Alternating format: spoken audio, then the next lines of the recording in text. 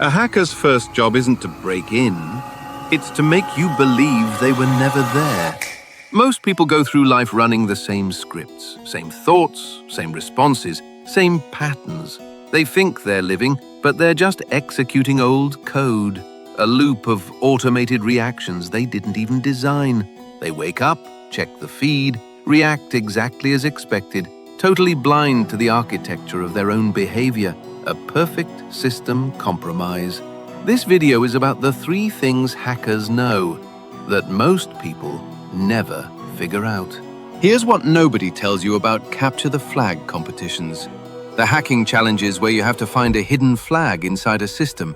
The obvious path is always a trap. The port that's wide open, the login page with no protection. It looks easy, it feels easy, and that's exactly why it kills you. Most people live their entire lives taking the obvious path. They take the job that looks safe. They stay in the relationship that looks fine. They perform the version of themselves that gets the least resistance. They never stop to ask, is this yours? Or is this just the door someone left open for you?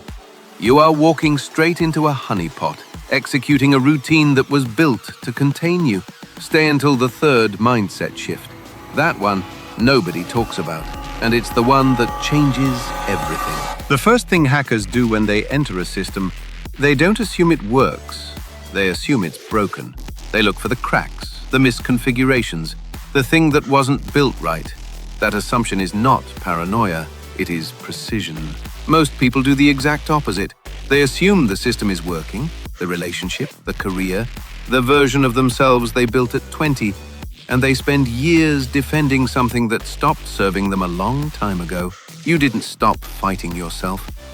You just convinced yourself there was nothing left to fight. The hacker looks at a locked door and asks, what was this built by, and what did they miss?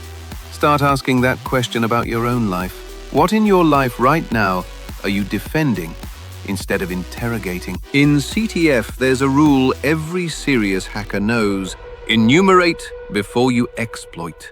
You don't attack what you don't understand. You map the surface first. Every open port, every service, every version number. You build the full picture before you make a single move. And the crazy thing? Most people skip this entirely in their own lives. They try to fix the problem they can see, the argument, the job offer they didn't get, the number on the scale, but they never map the deeper system, the belief that's been running since they were 12, the response pattern they learned from watching someone else, the flag they've been chasing that isn't even theirs. You can't exploit what you haven't mapped. I ran a forensics challenge once, spent an hour digging through log files, hex dumps, encoded strings. The flag was in the file name. It had been there the whole time. I was so deep in the complexity, I couldn't see the obvious. That's most people's relationship with themselves.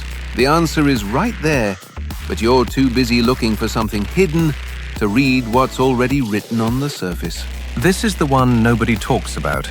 In every serious CTF write-up, every documented challenge, every walkthrough, every post-mortem, real hackers log what didn't work. Not just the solution, the failed attempts, the wrong assumptions, the dead ends. Because if you don't write down why you failed, you will run the same exploit on the same vulnerability and expect a different result. Most people don't do this. They fail, they feel bad, they move on. They tell themselves they've learned something, but they never actually wrote it down, never sat with it, never turned it into data. When success doesn't feel like success, it's because you haven't read your own write-up. You've done hard things. You've made it through things you thought would break you. But if you can't trace how, if you can't name what failed and what held, you're not building on your experience. You're just surviving it and hoping the next time is easier. The hackers who win aren't smarter than everyone else. They are honest about what didn't work. Be that honest with yourself. Remember what I said at the start. A hacker's first job isn't to break in. It's to make you believe they were never there. That's not about deception. That's about moving so precisely, with so much self-knowledge, so much understanding of the system, that nothing you do looks forced, because it isn't. The flag was always yours. You were never waiting for permission. You were never missing the ability. You were just running a scan on the wrong system. Start with yourself. Map the surface. Document what failed. And assume, always assume, that something in the way you've been operating is broken and waiting to be fixed. That's not a weakness. That is power. And that's how the best hackers think. Subscribe if you're done playing by the rules you didn't write. What's one assumption you've been carrying that might be wrong? Drop it now. In the comments, I read every one.